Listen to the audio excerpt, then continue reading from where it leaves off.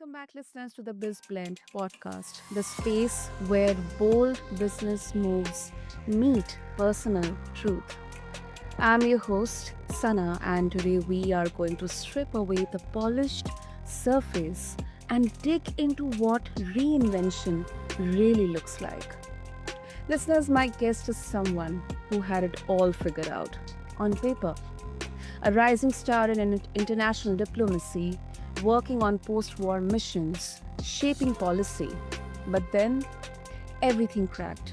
What followed was a spiritual collapse, a return to her roots in Italy, and a reinvention that didn't come with a manual, just courage. She didn't just leave her career, listeners, she left behind logic, certainty, and a life without belief. And through motherhood, failure, and rebuilding, she found something unexpected: faith. And today she leads Big Business Academy, teaching solopreneurs how to thrive with both skill and soul centered wisdom. So, listeners, this is not a typical success story. This is about what happens when the life you built no longer fits, and how you find your way forward, one raw, honest step at a time. So, let's quickly dive in and, listeners, meet my guest, Annalisa Corti. So, Annalisa, welcome to the show, and I'm really honored and excited to have you here with us. Thank you, Sana. Me too. I am super excited and grateful that I'm here with you talking about these amazing things. Beautiful, beautiful.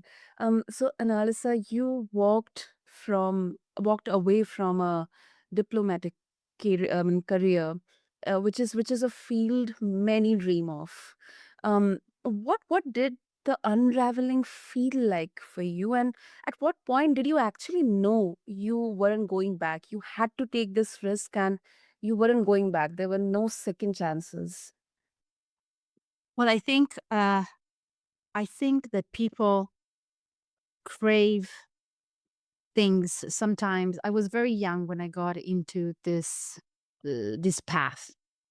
I Mhm. was living in Geneva, Switzerland. I was surrounded by international organizations that did amazing work around the world. And so uh, I was an enthusiast about this type of contributing to the world and contributing to helping people that needed help. I also was a daughter raised by someone who believed in the safe job, get the contract job, get the long term job, get the safe job. And so in my old mind, in my old self, this made perfect sense. And so I did the whole thing. I did the master's at Duke University. I worked in Geneva. I worked in New York. And then, if I wanted to launch my diplomatic career, I had to go to the field. And so I ended up in post war Africa. Please note, Sana, that I had never been camping and I was not a big fan of camping. Today, I am still not a big fan of camping. So for me, it was really like jumping into the unknown, but the dream was very real and motivated by that. I just went. I went and I went to live under a tent. Um, and as I was there, the months that I was there, 24 hours a day, we were surrounded by international diplomatic people as well as local people that we collaborated with. And I just didn't feel it, Sana. I mean, I was surrounded by all these colleagues that were so enamored. They were so enthusiastic. They were so alive doing what they were doing. And I wasn't coming alive. And, Mhm. and, and so here I was, at the beginning of my presumed stellar, what was going to launch me into a greater career because Geneva and New York were headquarters offices. And so they were very prestigious offices, but really the career you make in the field. And so here I was at the beginning of it all, and I wasn't feeling it. I wasn't there. My body was there, but I wasn't there. And it was really a tough time, Sana, because I was surrounded by people who were. And so I thought for the longest time that there was something wrong with me. I mean, it gave me great pleasure to help and to contribute, but it wasn't giving me the thrills, if you allow me the word. It wasn't giving me the thrills that it was giving everybody else, and I thought there was something wrong with me. And eventually, I couldn't ignore this anymore. Eventually, things got really bad. I even started drinking, I have to say, because I couldn't explain it. I mean, I didn't have all the tools that I have today, but this was 20 years ago, and I didn't have the awareness. I didn't have the understanding that I have today. So I was there, the odd one out that wasn't really getting this. And the easy way out was, drinking, because we didn't have a lot to do back then. And then finally, the two conversations switched on something else, like a deeper intelligence. One was with my good friend, we're still friends today, who said to me, "I don't think it's normal that you start drinking at lunch. I think there's a problem here that you are not willing to see, and I suggest you start looking for it." And that Mhm. for me, I love this girl so much. That for me was really a cold shower. And from that day on, I started asking myself some serious questions. But remember, it's 20 years ago. I'm completely unaware. I'm Mhm. I don't have any of the um cognitive exploration tools that I have now. So I'm still kind of going by chance, I'm just kind of trying to figure it out. And then the second conversation, which then prompted me to pack up and leave, was with my mom. I called my mom. I'm very lucky. I have a really great parent, my mom. And I called her from inside my tent. I borrowed a set phone from a colleague, and I called my mom and I said, "Mom, this is happening. This was supposed to be the highlight of my career, and it was going to be the beginning of all sorts of new highlights of my career, but I'm not feeling it. This and this is happening, and I feel weird. And why is everybody enjoying it and I'm not enjoying it? I wanted this, and now I'm here and I don't want it anymore." And she said something to me that was really powerful. She said, "Well, look, you need to figure out what you want. And Mhm. if you want it, then suck it up and stay the course. But Wow. if this is in your life, pack your stuff and come home and we'll figure it out." And that was it. You know, I think this kind of moment of truth with her was really what set the clarity. And then I left shortly after, about a month later. I left. I resigned. I left, and I started from zero. I came back home to Italy, where my entire family was, and no job, no contacts, no nothing. And I started from zero again at the age of 30. So now you can do the math and you can figure out how old I am. Oh my goodness. I must, say that, um, and at that age, when we are young, we are trying to figure out what to do with our lives. Um, I think the most difficult part of taking a huge risk and sharing the deepest thoughts and feelings is sharing them with our family, parents, and maybe having friends who can actually understand us. Because someone who understands us, they would only come to us and say, "This is something you are doing, it's not usual, this is not you." So there's something that you are maybe hiding or suppressing. So that's really, really, I think it's a gift. And of course, the biggest gift is having a parent who can actually understand us and give us that nudge to have the clarity in there. because I think, when you mentioned that once your mom said that, if you figure it out and you decide something, then suck it up and, stay on the course. That is such an empowering uh, advice, a statement, because I'm so happy to know that you have, such a supportive parent, um, who is constructively criticizing and also understanding you as well. Because most of the times, everybody around us, they will assume that, okay, you have grown up, you have this, template, you graduate, you get out of the college, you are set on a course, you have a stable job, such a respectable job, you need to figure out it. I mean, we don't care. You just need to figure it out. And then that kind of, really sometimes gets us going into a rabbit hole. So thank you for sharing that, Annalisa. And now moving on, as you mentioned that you came back to Italy, you started from scratch. Um, you became a project manager. I Then had to find a job. Remember, my dad had installed this software inside my head. okay. I had to get the safe job, and I had to, be working and earning money and having a good contract. So what Mhm. happened when I came back, I had a bit of an identity crisis.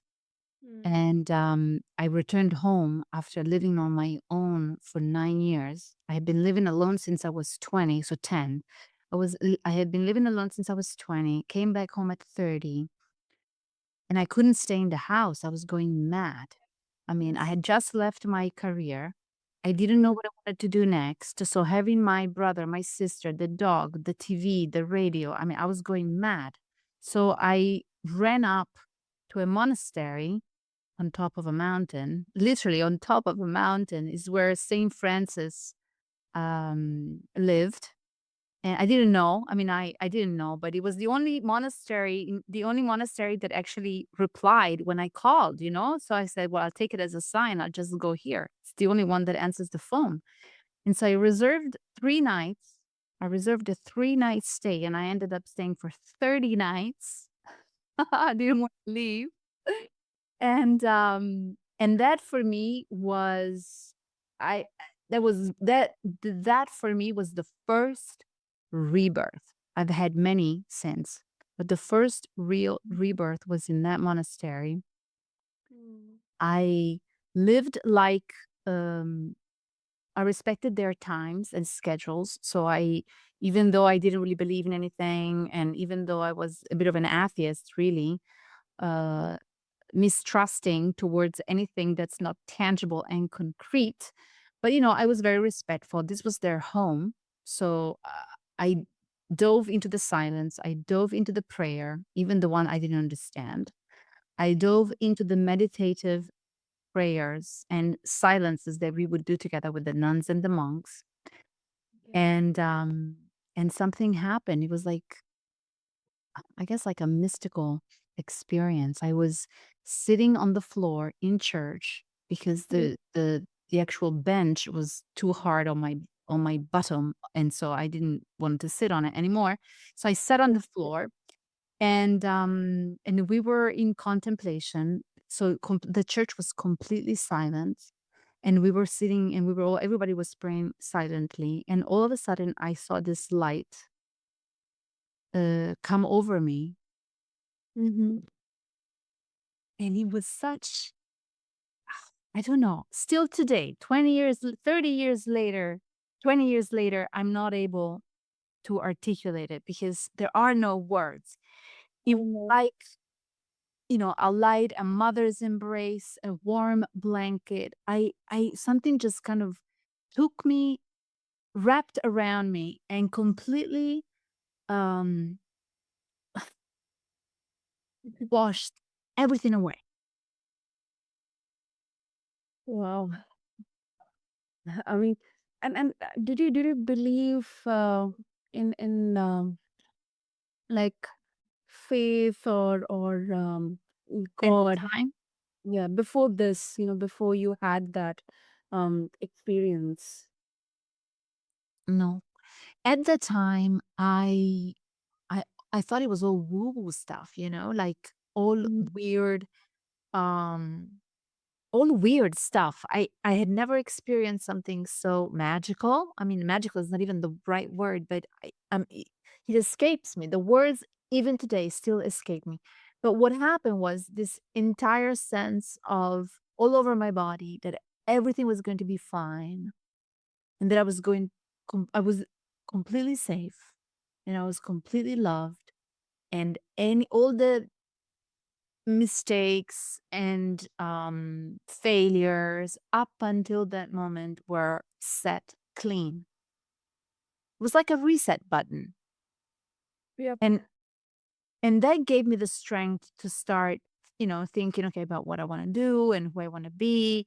Questions that I had never really asked myself because that was not the software that was in my brain. You go for the safe job and you go for this and you go for that. You don't ask yourself what you want. So I started asking myself these questions and I realized that I wanted to help people. I didn't know how. I mean, I was very far from where I am now in terms of clarity, but I realized that I wanted to be in a faith-based life helping people. I knew that. Mm, And then it took me another another what? Wait, another 15 years, another 10 years to get there, but, yes, eventually I did. Another 10 years to get there. I got there in 2016, so this was 2006. In 2016, I actually got to what that moment up in that monastery showed me, but only because I was afraid to leap and I was afraid to trust. and uh, how did this belief begin to shape your business decisions, Annalisa? Because faith and business somehow they are different worlds, but sometimes there's a lot of skeptics that would think like they don't intersect. There is no place of faith in business. It's a practical world, and there's no place of for faith or intuition or something like that. Uh, I agree. I think that after COVID, a lot of this old school paradigm is a little bit shifting Mm, because people saw so many of their truths crumble to the ground that they had to go deep and find new ones. But I think that faith for me, God for me, faith for me is inside us. I don't have a very um, religious denomination of faith. I have more of a spiritual denomination of faith. So I believe that a part of Christ consciousness, a part of God consciousness, a part of divinity is inside us. But we only access it if we are in the present. So mm, we don't worry about tomorrow and we don't think about yesterday, but I am right here with you, Sana, right now. And this is the entire universe is in this conversation that we are having. And in this present, we connect to something deeper, like a deeper intuition, a deeper sensibility, a deeper knowing that, and I attribute that to not Annalisa, not my ego identity, but something bigger. Call it God, call it source, call it Buddha, call it consciousness, call it, everybody has their word for it. And for me, business is a reflection of this. My own business school, Big Business Academy, that I launched in the middle of COVID to help solopreneurs and freelancers in Italy that were struggling because of the pandemic and they didn't have any business coaching skills. So they weren't ready for the pandemic and they weren't ready financially, they weren't ready in terms of mm, flexibility, sales flexibility. they weren't digitally ready. I mean, they weren't ready. So the vision to create Big Business Academy came to me in a meditation, and it wasn't mine. It was downloaded, it was a download, a divine download, I call it. It just came. And like many things that I do, many things that entrepreneurs do, I think, come from these divine downloads. Mm. They might just not be aware of it, but I, Yeah. I do think that they are divine downloads. They're bigger than just us, than just my egoic identity. Yeah. That really makes sense, Annalisa, and I agree with you because um not from the business perspective, but more from the personal perspective. Solopreneurship or entrepreneurship, we are trying to we have identified that there is a gap or there's a problem, and we are trying to seek solutions to those problems, and in a way, we are kind of surrendering ourselves to seeking answers or solutions to those problems. And also, we are um, responsible for the people who are working with us. They are looking to us, up to us. They are seeking inspiration from us. So in a way, leadership definitely, there is a divinity in that. There is a spiritual aspect in that. I agree. And everybody finds it in their own time and in their own way. Some don't find it at all. Um, I think it's a very personal journey. For me, uh, God is everywhere, is in when I see the sunrise, or where I see my kids play together, or when I see an old man reach out his hand and grab his wife's hand while they're walking together. It's in a Mhm. client's having a breakthrough. I mean, for me, it's just everywhere. And I think, and that's okay. I believe that everybody has their own time and everybody is on their own journey. And not everybody needs to awaken spiritually to be spiritual. I don't know if that makes sense to you. No, it does. It does. It does. I mean, there is no kind of obligation or forced upon thing that you have to be spiritually awakened or enlightened, um, to understand faith, because it can be in the way of living, it can be in the way of thinking, or leading our daily lives, and the people around us, um, in our values, in our thought process. So yes, yes, I completely agree with you. Um, N- and yeah, yeah, you were saying something in Alison. No, no, go ahead, Sana. And you this is also something, one of my favorite aspects of talking, because uh, you talk about the integration of masculine and feminine in business, and for the fact that I have also learned, and credit to all the conversations that I get to have with incredible guests, that we all have this masculine and feminine energy within us, and now you also integrate that into your business, which I would love to know, because um I would love to know, how does it look like in a launch, or let's say a negotiation, or a leadership moment? Okay. Well, you said something very true, that we Mhm. hold all energies inside us. Mhm. So we are both feminine and masculine. We are both female and male. In essence, we have both divine essences. What happens usually is that we have a predisposition towards Mhm. one or another energy. We also have an imposition by our parents and the society that brought us up, that Mhm. shaped, whether it's more masculine or more feminine. So when we get to be leaders or solopreneurs, or we have leaders of companies or leaders of teams or leaders of our own life, we will dip deep no sorry we will dip into the energy that's most familiar to us, not necessarily a synergy of the two.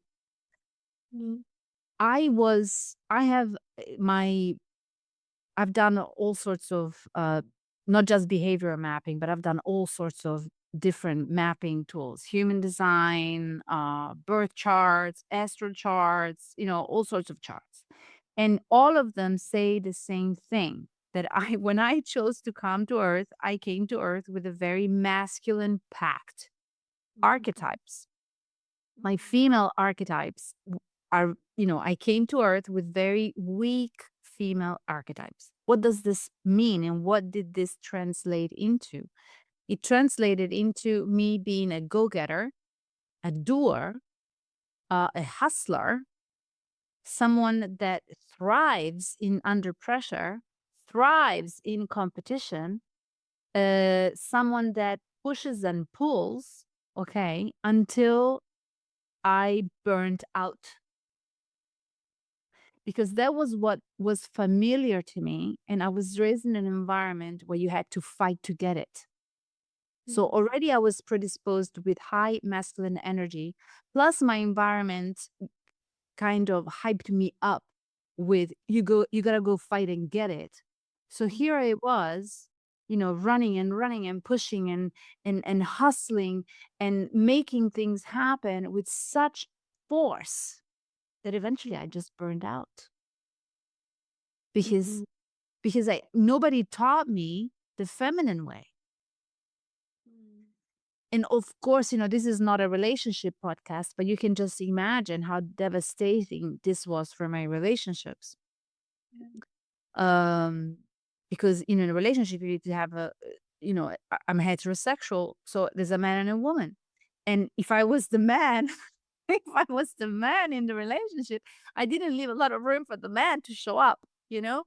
So that was a very difficult time for me. But now, after years of work, what I have discovered, I have women today, a lot, too many women today are overly using masculine energy because they got to fight to get it. And this prompts us to not look at, neglect, ignore, postpone our feminine sides. That kind of energy, that's a different type of energy. It's the energy that kind of gently waits, prompts, welcomes, listens, uh, has intuitions, has divine downloads. Okay. Not to say that men don't have divine downloads. Obviously, yes. But there's things happen in feminine energy without doing. Whereas in masculine energy, things happen through doing. And both are needed inside us. Because a leader needs to recognize when it's time to act, when it's time to wait and ponder and allow things to flow and come in. So you need really both, like in a relationship. A good relationship is when the man carries synergy between his male energy and his feminine energy, so that he doesn't dump it all on the woman, or the woman carries her own strength so that she doesn't lean on the man stifling him. But we need to kind of come home to ourselves and make ourselves whole so that we can keep having these divine downloads and stay connected to our higher, most intelligent part of ourselves. Wow, that is so beautifully put up, Annalisa. So beautifully put up, because in my journey also, somewhere down the line, I also have kind of realized that sometimes I'm really having that absolute, um, practical, aggressive, hard hitting stance on something. Sometimes I have that protective energy, especially when it comes to my loved ones. That okay, you don't need to worry. I'll take care of this, and I don't invite any kind of discussion on that. But then at the same time, I'm into sometimes into more of a nurturing, fulfilling, and a bit of that divine mode when I am trying to listen, trying to understand, be more empathetic. So Mhm. it's of a balance between masculine and the feminine energy, and this is within all of us. It is. And to go back to your question, a leader today Mhm. is whole if they are able to do this work within themselves, because you can't really fake empathy and you can't really fake lucid waiting, because it's not a waiting, oh, I don't feel like doing it. Let me just wait it out. No, it's not that, it's I choose not to act and I choose to stay still and wait. So waiting is a conscious choice because it allows things to unfold and to present themselves instead of going to push them or force them or get it out or get it done or hustle, hustle, hustle. So a leader today, I think, um, is prompted by society's evolution and where the world is going to bring both energies to themselves and to their team. And this requires a bit of work, a bit of self work. True, true. So before we wrap up, Annalisa, if our listeners, if they would like to take the first step towards embarking on this journey of understanding their own energy, their values, what would be the first step that you would recommend or advise? The first step for me in a self discovery journey is always to learn to self observe, is always your actions. Because you can think things, you can plan things, you can know things, but then you do other things. And it's Mm. what you do that creates the results. It's your habits, it's your actions. So you might think, oh, tonight I'm not going to argue with my husband and I'm not going to argue with my wife. We're just going to have a nice dinner together. And then they come home and they're in a foul mood and they trigger you. The next thing you know, you are triggered and you react and you're fighting. Yeah. So the first step, and I used a home example, but it could be a colleague example, it could be a client example.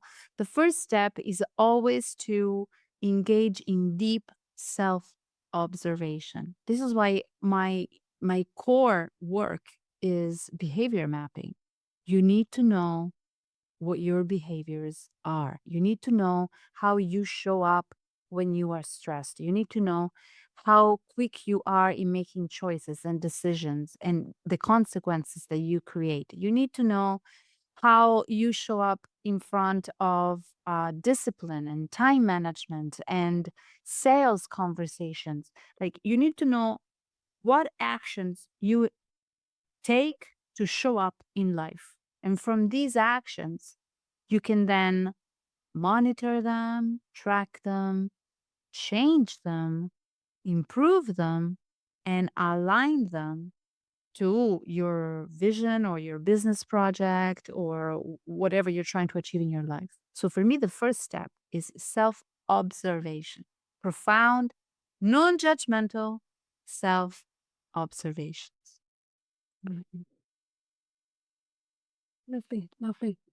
And if they would like to connect with you as well, Annalisa, and explore more about Big Business Academy, what would be the best way? I think the best way would probably be to either find me on LinkedIn and drop me a message, or visit the website, which is www.annalisacorti.com, and they can, take a look around and send me a message through the website. Also look at what behavior mapping is and if that resonates with them. I think that would be the best way. Wonderful. I'll make sure to have all the links in the show notes for our listeners. And Alisa, first of all, thank you so much for being candid with us, sharing your events and moments which have shaped your life, and for reminding us that breakdowns, they don't end us, they really unmask us. So thank you so much. This was gold.